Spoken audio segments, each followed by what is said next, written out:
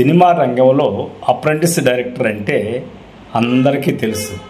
కానీ apprentice director అంటే పూర్తి డెఫినేషన్ మాత్రం చాలామందికి తెలియదు.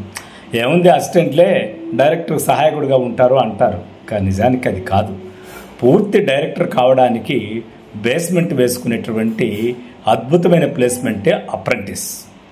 అంటే దర్శకుడు అసలు సెట్ లేక వచ్చినప్పటి నుంచి షార్ట్ కంప్లీట్ చేసే వరకు అతని బిహేవియర్ ఎలా ఉంటుందో గమనిస్తూ ఆయనకి చేదోడు వాదోడుగా అంటే చిన్న చితక పనులు చేస్తూ అబ్జర్వేషన్ చేయడమే అప్రెంటిస్ యొక్క పని.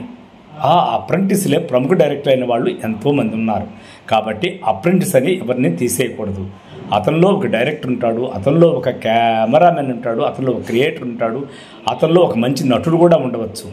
ఆ రంగంలోకి వచ్చిన బట్టి అవకాశాన్ని బట్టి అతను షైన్ అవుతాడు. కాబట్టి అప్రెంటిస్ను తక్కువ అంచనా వేయకూడదు. కాకపోతే నడమంత్రపు సిరితో ఉన్నటువంటి చాలామంది ఫీల్డ్లో అప్రెంటిస్ అంటే చాలా కేవలంగా చూస్తారు. అది తప్పు.